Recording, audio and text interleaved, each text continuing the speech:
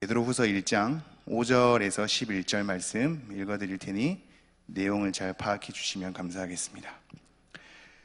그러므로 너희가 더욱 힘써 너희 믿음의 덕을, 덕의 지식을, 지식의 절제를, 절제의 인내를, 인내의 경건을, 경건의 형제 우애를, 형제 우애의 사랑을 더하라. 이런 것이 너희에게 있어 흡족한즉 너희로 우리 주 예수 그리스도를 알기에 게으르지 않고 열매 없는 자가 되지 않게 하려니와, 이런 것이 없는 자는 맹인이라 멀리 보지 못하고 그의 옛 죄가 깨끗하게 된 것을 잊었느니라. 그러므로 형제들아 더욱 힘써 너희 부르심과 택하심을 굳게 하라. 너희가 이것을 행한즉 언제든지 실족하지 아니하리라. 이같이 하면 우리 주 곧 구주 예수 그리스도의 영원한 나라에 들어감을 넉넉히 너희에게 주시리라. 아멘. 우리가 계속해서 베드로후서 말씀을 살펴보고 있습니다. 베드로후서 말씀은 믿음을 받은 자들이란 표현으로 우리를 주목하게 하는 것을 보게 되죠. 믿음이라는 것은 우리 스스로 그것을 쟁취하거나 우리 스스로 만들어내거나 꾸며내거나 내가 믿기로 결정하면 막 생기거나 하는 나로부터 기인되는 것이 아니라 하나님께로부터 받는 거라고 했습니다. 하나님께로부터 받는 믿음이어야 하나님의 신실하심 가운데 그 믿음을 책임질 수 있기 때문입니다. 우리로부터 기인한 믿음이라면 우리로부터 거절당할 수 있고 우리로부터 포기될 수 있고 우리로부터 그것을 떠나갈 수 있겠죠. 우리가 교회에 떠난 자들을 목격하게 되는 것은 첫 번째로 하나님이 주신 믿음을 가졌을 때 잠시 방황하거나, 두 번째로 하나님이 주신 믿음이 아니라 자기 안에서 결정과 의지로 신앙생활을 하는, 다른 말로 종교 생활을 하는 그런 상태였기 때문입니다. 이 두 가지 외에는 거의 없습니다. 여러분의 믿음을 돌아보십시오. 하나님께 받은 믿음인가? 이 믿음을 소유한 자만이 하나님의 열심 가운데 여러분을 책임질 것입니다. 여러분으로부터 기인한 믿음은 여러분으로부터 포기될 수 있음을, 여러분으로부터 거절될 수 있음을 여러분이 명심하셔야 합니다. 믿음은 나의 결정에 의하여 생기는 것도 아니고 내가 자기 최면으로 생기는 것도 아니고 긍정적인 사고방식으로 내가 믿으면 된다, 믿으면 된다, 믿으면 된다라는 것으로 생기는 것도 아님을 여러분이 명심하십시오. 그냥 머문다고 생기는 것도 아니고 절대적인 성령의 은혜가 필요하며 그로 인해서 하나님께로부터 받는 것임을 명심하셔야 합니다. 지금 흩어진 나그네들이 동일하게 보배로운 믿음을 하나님께로부터 받았습니다. 나나 너나 하나님께로부터 기인한 동일하게 보배로운 믿음을 받은 겁니다. 이러한 믿음을 받은 자들에게 표현한 것들이 있죠. 1장 3절입니다. 그의 신기한 능력으로 생명과 경건에 속한 모든 것을 우리에게 주셨다. 하나님으로부터 동일한 보배로운 믿음을 받은 자들은 하나님의 능력 때문에 생명과 경건에 속한 모든 것을 우리에게 주셨답니다. 즉 우리가 받았답니다. 다른 표현으로 또 이렇게 얘기를 하고 있죠. 4절, 이로써 보배롭고 지극히 큰 약속을 우리에게 주사입니다. 약속을 받은 거죠. 우리의 어떠함을 넘어서서 하나님의 신실함과 열심 때문에 우리에게 주어진 그 약속이 우리를 잡아 이끄는 삶,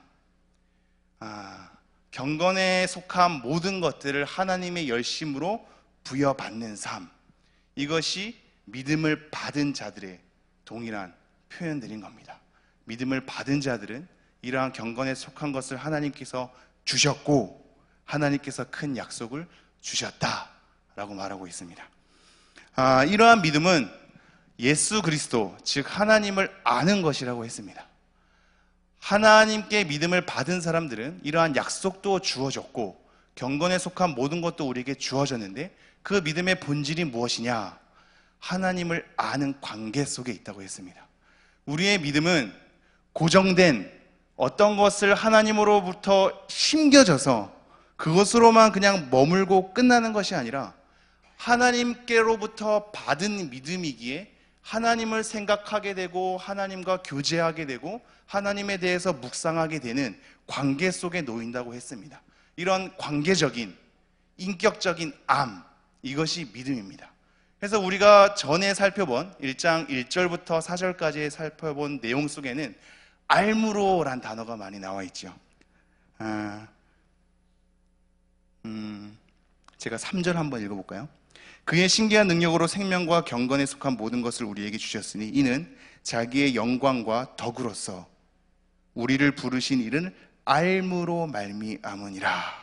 그리고 이런 알므로 말미암는 믿음은 관계 속에 놓여 있기 때문에 4절 하나님의 성품에 참여하는 자라고 했습니다.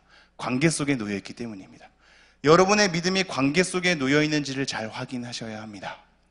하나님께로부터 받은 것임을 먼저 확인하셔야 하고, 이 믿음이 개울가에 모여든 그런 고여있는 물이 아니라 하나님과의 관계 속에 있는지를 살펴보셔야 하며, 하나님과의 관계적인 암 속에서 하나님의 성품에 참여하는 자로 내가 서 있다는 것을 이해하셔야 합니다. 그것이 믿음의 본질입니다. 이러한 믿음의 본질을 우리에게 던져놓고 그 다음에 우리에게 요구하는 것들이 5절부터 시작됩니다. 5절 함께 읽어보도록 하겠습니다. 시작. 그러므로 너희가 더욱 힘써 너희 믿음의 덕의 지식을. 우리가 더욱 힘써서 더해야 할 것들에 대해서 먼저 얘기를 하고 있습니다.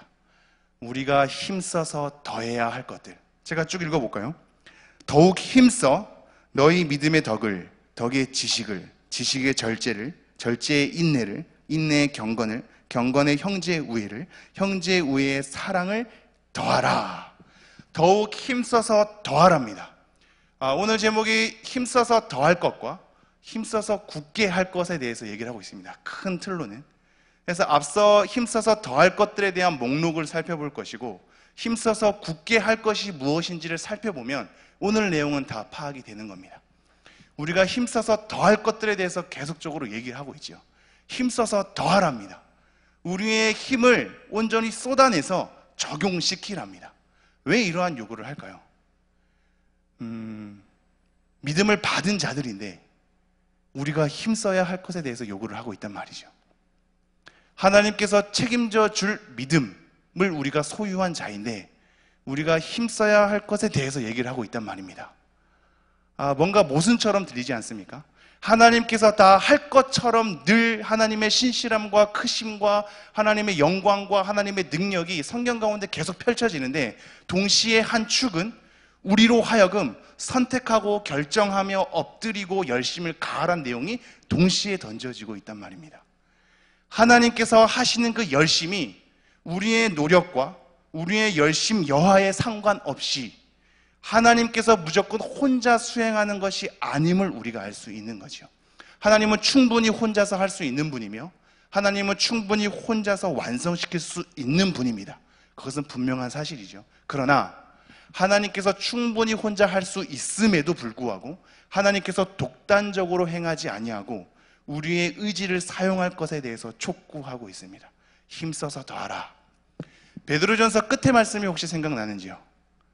베드로전서 마지막 부분에 우리가 살펴본 내용이 우리의 믿음에 대해서 굳게 할 것에 대해서 권면을 하고 있습니다. 제가 한번 볼까요? 베드로전서 5장 8절 9절을 제가 읽겠습니다. 근신하라, 깨어라. 너희 대적 마귀가 우는 사자같이 두루다니며 삼킬 자를 찾느니 너희는 믿음을 굳건하게 하여 그를 대적하라. 그죠? 믿음을 굳건하게 하랍니다. 그리고 우리를 삼키려고 두루다니는 사탄에 대해서 대적하랍니다. 믿음을 굳건하게 하고 대적하라고 말하고 난 다음에 표현이 되게 신비롭습니다. 10절에 이렇게 나와 있죠. 베드로전서 5장 10절. 모든 은혜의 하나님 곧 그리스도 안에서 너희를 부르사 자기의 영원한 영광에 들어가게 하시니가 잠깐 고난을 당한 너희를 친히 온전하게 하시며 굳건하게 하시며 강하게 하시며 털을 견고하게 하시리라. 그죠? 하나님께서 하나님의 약속에 의하여 하나님의 신실하심과 열심에 의하여 우리의 털을 견고하게 하고 우리의 믿음을 굳건하게 하신답니다. 하나님께서 그렇게 하신답니다. 그런데 그 앞에 내용이 뭐였죠? 우리 보고 믿음을 굳건하게 해서 대적하랍니다. 이 두 가지가 모순되는 것 같은데 모순되지 않게 던져지고 있는 것이죠. 그래서 제가 그 말씀을 말씀드렸죠. 예수님께서 아버지께서 일하시니 나도 일한다 입니다. 아버지께서 다 하시니 나는 가만히 있어도 된다가 아니라 아버지께서 일하시니 나도 일한다를 얘기하는 거죠. 우리의 진정한 우리의 믿음에 대한 진정성이 드러날 때가 언제일까요? 하나님의 크신 영광과 능력 때문에 내가 안주하는 삶이겠습니까? 하나님께 모든 걸 다 맡겨버리고 하나님께서 다 이루실 것이니 난 아무것도 안 하면 됩니다 라는 것이 우리의 믿음의 진정성을 나타낼까요? 그렇지 않죠. 하나님께서 하시기에 내가 하는 겁니다. 하나님께서 은혜로우시기에 내가 열심을 더하는 것이며, 하나님께서 크고 영광스럽고 능력이 많으시기에 나 또한 최대한 회개하며 정결하게 하며 거룩하게 살아야 하는 겁니다. 내가 거룩하니 너희도 거룩하라. 하나님께서 그러시니 우리도 그러해야 하는 겁니다. 이것이 믿음에 대한 진정성을 나타내는 하나의 표식이 될 수 있습니다. 마찬가지죠. 지금 베드로 후서에서도 쭉 나오듯이 우리는 믿음을 받은 자들이기에 하나님께서 책임질 것처럼 우리를 보호하시고 우리에게 위로를 주시나, 후반부에는 너네들이 힘써 더해야 할 것들이 있다라고 얘기를 하는 겁니다.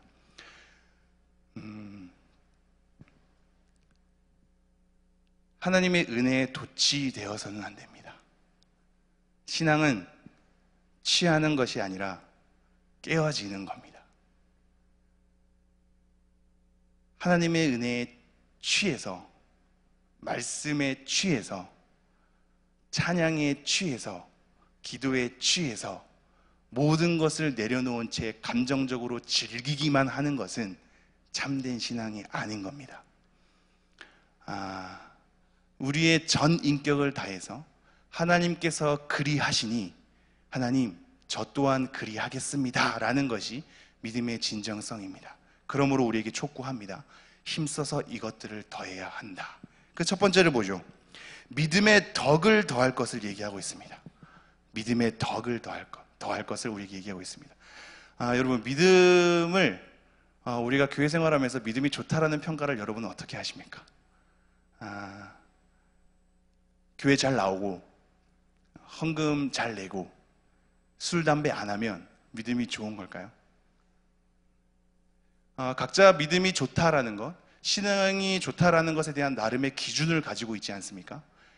우리의 믿음은 고정적으로 어떤 이런 자리에서 드러난 하나의 일시적인 현상만으로 평가될 것이 아닙니다. 우리의 전 삶과 관련되어 있습니다. 그래서 믿음의 덕을 더하라고 얘기하고 있는 겁니다. 덕은 우리의 도덕성 자체를 얘기하는 거죠. 이것은 우리의 전반적인 삶을 얘기하는 겁니다. 삶이 빠지고 믿음이 좋다라고 감히 평가될 수 없는 거지요. 종교적 생활과 공적인 생활을 눈에 띄게 한다 할지라도 덕이 없으면, 우리의 삶이 없으면 그것은 성숙한 믿음이 아닌 겁니다. 믿음이 좋다라는 평가를 어떻게 내리시겠습니까?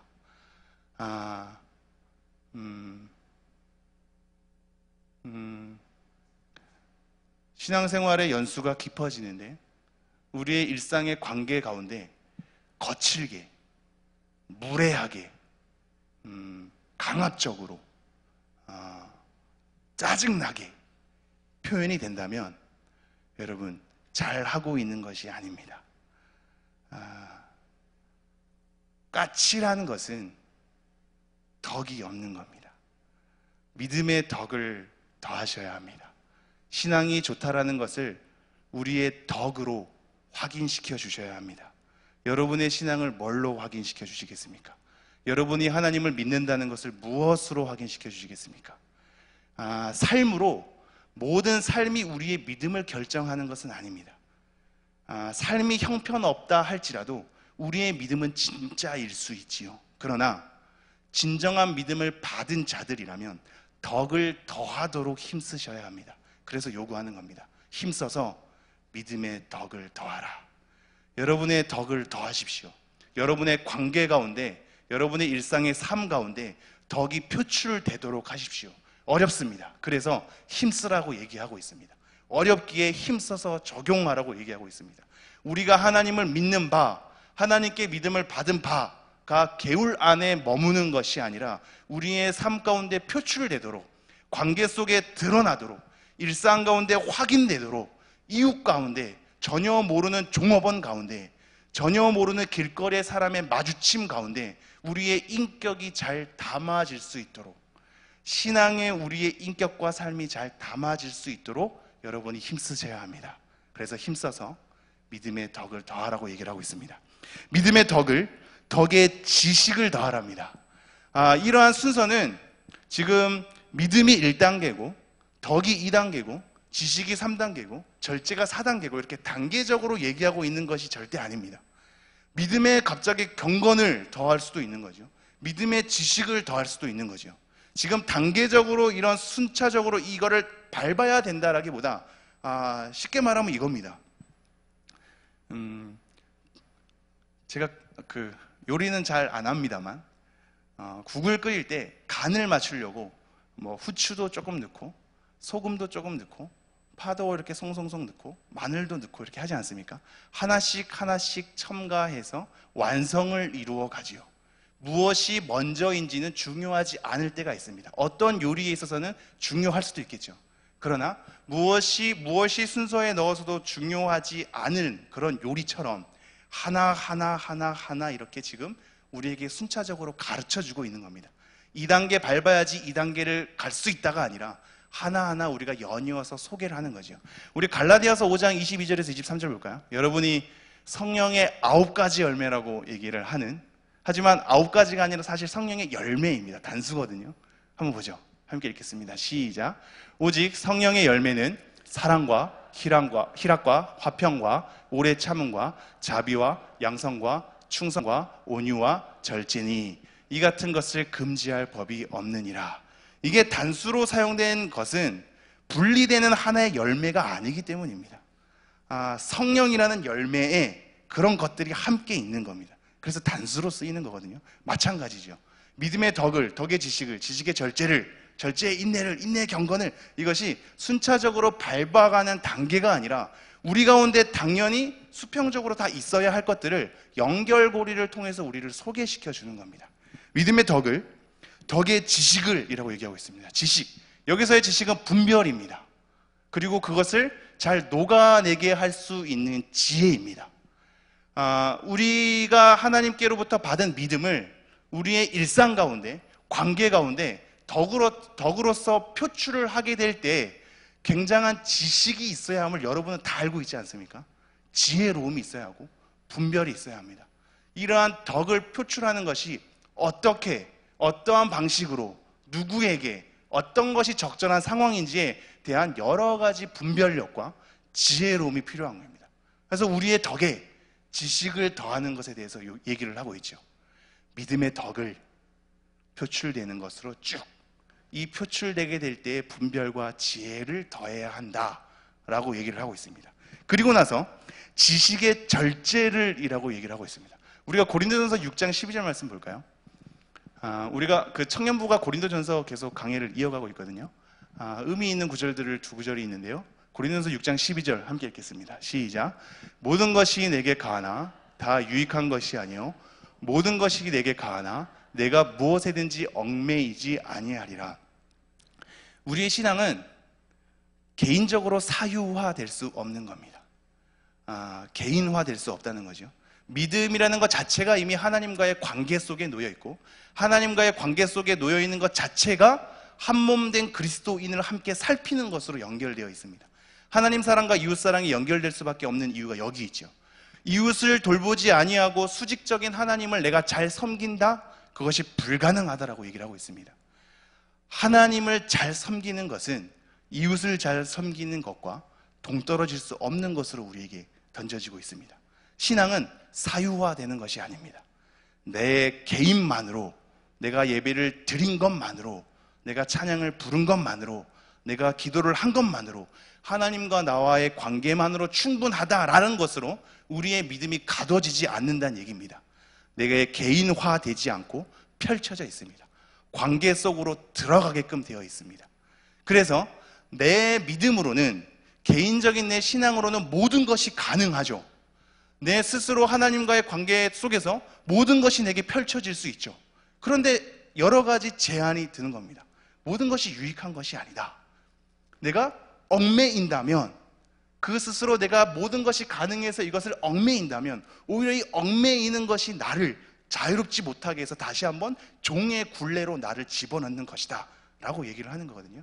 우리 고린도서 10장 말씀 볼까요? 10장 22절인가요? 10장 23절입니다. 함께 읽겠습니다. 시작. 모든 것이 가하나 모든 것이 유익한 것은 아니요 모든 것이 가하나 모든 것이 덕을 세우는 것은 아니니. 우리의 개인적 신앙 속에서는 모든 것이 가능할 수 있죠. 그런데 모든 것이 덕을 세우는 것이 아니랍니다. 모든 것이 남을 유익하게 하는 것이 아니랍니다. 내 개인적 신앙이 남의 유익과 덕을 끼치는 것 때문에 제한되고 눈치 보게 되고 스트레스 받게 되고 그것에 대해서 고민하게 되는 것이 정상적 믿음이라고 우리에게 소개를 하고 있습니다. 내가 남 눈치 볼 것이 뭐가 있느냐? 하나님 앞에서 내가 기도했으면 됐지, 하나님께 응답 받았으면 됐지, 하나님께 내가 서원했으면 됐지, 하나님께 내가 이것을 한다고 올려드렸으면 됐지 라는 식으로 우리의 신앙이 펼쳐지지 않는단 말입니다. 우리의 개인적 신앙은 연결되어 있기에 남에게 유익이 되지 않고 덕을 끼치지 않는 삶으로 우리의 신앙이 펼쳐질 때 그것은 제한되는 것으로 우리에게 펼쳐지고 있습니다. 우리의 신앙은 그런 겁니다. 그래서 덕을 끼칠 때 지식이 필요한 이유, 지식을 펼칠 때 절제가 필요한 이유가 여기 있습니다. 우리의 지식은, 우리의 믿음은 충분히 많은 것들을 자유롭게 할 수 있으나 누군가에게 걸림이 되고 누군가를 넘어지게 하고 누군가를 불편하게 한다면 겸허히 그들을 안아서 나에 대한 실력을, 나에 대한 권리를 내려주고 맞춰줄 수 있는 성숙함, 이것을 바울이 권고하는 거거든요. 그래서 우리가 무엇을 먹든지 무엇을 마시든지 무엇을 하든지 간에 다 하나님의 영광을 위해서 하라는 것은 이 맥락 속에 있는 겁니다. 내가 내 개인의 유익을 아니라 남의 유익을 위해서 힘써야 하는데, 남에게 덕을 끼치는 것에 힘써야 하는데 내가 왜 남의 눈치를 봐야 하느냐, 복잡하다 라고 태클을 걸게 될 때, 그렇다면 하나님의 영광을 위해서 그것을 하도록 힘쓰라 라는 맥락 속에 있는 겁니다. 하나님의 영광, 그것 때문에 우리 스스로의 자유를, 우리 스스로의 권리를 제한하고 있습니다. 다시 한번 보죠. 믿음의 덕을, 덕의 지식을, 지식의 절제를. 절제란 얘기는 우리 안으로 향하는 힘입니다. 덕을 끼치기 위해서 분별과 지혜가 필요하다 그랬죠. 이런 지혜로움과 분별력을 쭉 힘쓰다 보니까 이것을 하게 될 때 우리 안으로 향하는 힘으로 우리를 붙잡아 내야 할 때가 필요하다라는 것을 얘기를 합니다. 고린도전서 8장 1절 볼까요? 함께 읽겠습니다. 시작. 우상의 제물에 대하여는 우리가 다 지식이 있는 줄을 아나 지식은 교만하게 하며 사랑은 덕을 세우나니. 지식 자체가 우리를 교만하게 하지 않습니다. 어떠한 지식을 소유해서 어떠한 태도로 서느냐에 따라 나를 교만함으로 이끌 수 있는 거죠. 우리가 무언가를 배우고 무언가 지식을 얻는 것 자체가 우리를 교만하게 하지 않습니다. 이것이 정리되는 것이 너무나 필요합니다. 왜냐하면 한국교회의 정서는 성도님들이 조금만 더 뭔가를 배우려고 하면 머리만 커지고 삶은 별로 없으니 너는 굉장히 교만해질 수 있다라는 것으로 자꾸 배움을 더디게 하는 현상들이 있습니다. 그러나 그렇지 않습니다. 만약에 그렇다면 목회자가 제일 교만하지 않겠습니까? 그죠? 말씀을 보면 볼수록, 말씀에 대한 책들을 읽으면 읽을수록 더 교만해지지 않겠습니까? 배움 자체가 우리가 뭔가 지식을 습득하는 것 자체가 우리를 교만하게 하지 않습니다. 그것을 어떻게 이해하고 어떻게 받아들이며 어떻게 소화하느냐에 따라서 결정된 겁니다. 그래서 절제라는 얘기를 쓰죠. 어떠한 지식을 우리가 얻게 될 때 이것은 안으로 향하는 우리의 힘으로 우리를 머물게 해야 될 때가 필요하다. 우리가 아는 것으로 다 칼날을 휘두르면 안 된다라고 얘기를 하고 있습니다. 아는 것으로 칼날을 휘두를 수 있는 가장 적격의 연령층이 누구일까요? 그것은 바로 20대와 30대인 젊은 층입니다. 젊은 층은 여러 가지 정보를 습득할 수 있는 환경이 되지요. 그리고 그것을 습득하면 젊은 층들은 가볍기 때문에, 무겁지 않고 가볍기 때문에 습득한 거 하나만으로 갑자기 180도로 모습이 확 변할 수 있는 날카로움이 있습니다. 자기가 무언가를 안다고 했을 때 그것을 어떠한 사람에 대한 배려와 고려와 기다림 없이 칼날을 마구 휘둘지요. 이것이 저에게도 많이 있는 현상입니다. 그래서 말씀을 나누다 보면 저는 되게 조용하고 잔잔하게 하나 그 내용은 되게 날카로울 때가 있거든요. 그래서 성도님들이 마음을 불편하게 할 때가 간혹 있을지 모르겠습니다. 이것은 제가 말씀을 바로 전하해서 그럴 때도 있겠지만 제가 아직은 젊어서 잘 소화할 수 있는 인격적 성숙함이 없기 때문이기도 합니다. 우리의 지식에는 절제가 필요합니다. 안으로 향하는 힘으로 우리의 지식을 마구 휘둘지 않고 머물게 하는 힘이 필요한 것이요. 그리고 이러한 지식에는, 이러한 절제에는 인내가 필요합니다. 인내는 절제와 연이어질 수밖에 없는 게, 인내는 우리를 아래에 머물게 하는 것을 인내라고 합니다. 아래에 머물게 해서 기다리게 하는 것. 우리가 어떠한 지식을 표출하게 될 때 절제, 안으로 향하는 힘으로 우리를 머금어야 되는데, 이 머금는 현상이 우리를 아래에 머물게 하는 것으로 기다려야 할 때가 있다는 겁니다. 믿음의 덕의 지식을, 지식의 절제를, 절제의 인내를, 때를 기다리며 좀 더 그 사람을 기다려주며 우리가 요동하지 않게 아래에 고정시켜서 머물고 있는 것이 절제의 인내를 더하는 것으로 힘써서 우리가 해야 될 덕목으로 지금 소개를 하고 있습니다. 그리고 이러한 인내에는 경건을 더하라고 얘기를 하고 있죠. 인내에 경건을 더해야 할 이유가 무엇일까요? 여러분이 이미 다 경험한 겁니다. 말로 표현하기 어려워도 이미 경험한, 아래에 머물려고 버티다 보니까 지치고 힘들지 않습니까? 그래서 자꾸 체념하게 되더란 말입니다. 어떠한 일에 있어서 열심을 다하는 것이 허무해지고 열심으로 행하는 것이 허탈해져서 모든 것에 대해서 조금 내려놓은 채 쭉 인내하면서 머물렀더니, 기다렸더니 여전히 바뀌지 않는 현상 가운데 이제는 다 놔버리는, 체념하는 것을 경험하게 되죠. 이 체념은 나중에 우리를 어느 삶으로 이끄냐면 사실상 방탕으로 이끌 때가 많습니다. 모든 것을 허용해 버립니다. 내가 했더니 안 변하더라. 그러니까 다 허용하는 식으로 가버립니다. 그거를 그렇게 했더니 꼭 그런 것만은 아니더라. 허용해 버리죠. 그렇게 주장했더니 꼭 그렇게 선한 결과가 안 나오더라. 허용해 버리죠. 인내하고 인내하였더니 아무런 변화도 없더라. 다 허용해 버리죠. 그래서 인내에는 경건을 더하는 것이 필요합니다. 경건이란 무엇입니까? 하나님을 바라보며 바르게 서는 총체적인 삶을 경건이라고 합니다. 그래서 이렇게 얘기하죠. 디모데후서 3장 중반쯤에 가면 경건의 모양은 있으나 경건의 능력은 부인하는 자들이, 이 같은 자들에게서 내가 돌아서라 라고 얘기하고 있지 않습니까? 인내하면서 지치고 체념하게 되니 경건의 모양은 습관 속에서 우리가 유지하되 경건의 능력은 없는 자로 둔갑할 수 있는 겁니다. 하지만 여러분, 계속 얘기하고 있습니다. 경건의 연습이 필요한 이유는 금생과 내생에 하나님께서 주시는 약속이 있기 때문입니다. 우리의 인내, 아래에 머무는 삶 가운데 체념하지 말고 요동하지 말고 끝까지 버티면서 경건에 서기를 힘쓰셔야 합니다. 모든 것을 허용해 버려서 냅다 모르겠다 다 마음을 열지 말고 우리가 경건으로 하나님 앞에 다시 우리의 삶을 다독이는 것이 필요합니다. 그리고 이러한 경건에는 형제 우애를 더하랍니다. 베드로 전서에서 우리가 잠깐 살펴봤는데요. 형제는 아델포스라는 단어거든요. 이 델포스라는 단어가 자궁이라는 뜻입니다. 자궁에서 같이 나온 자들을 형제라고 하는 겁니다. 우리가 그리스도로 한 몸을 이뤄서 한 몸 된 이 지체들에게 사랑을 더하라고 얘기하고 있습니다. 한 몸 된 지체들에게 사랑을 더해야 한다. 하나님을 바라보며 우리가 인내하는 삶 가운데 모든 것을 체념하고 그냥 허탈하게 다 무너져버리고 다 방탕한 삶으로서 그렇게 가지 말고 경건에 이르기를 힘쓰되, 이러한 경건으로 하나님을 바라보면서 나의 삶을 정결하게 설 때에는 형제 우애로 가야 될 것에 대해서 우리를 초청하고 있습니다. 제가 초반에 얘기했죠. 믿음의 덕을 더하라고. 개인적 신앙은 개인만으로 사유화될 수 있는 것이 아니라 펼쳐진다고 얘기했습니다. 하나님을 향한 경건은 형제 우애로 가야 합니다. 이것에 대한 넉넉함이 필요합니다. 내 지체를 바라보는 것이 까칠함과 강팍함으로만 가지 말고 형제를 사랑하는 것으로 가야 합니다. 그리고 이러한 형제 우애에는 다시 한번 사랑을 더하라고 얘기를 하고 있죠.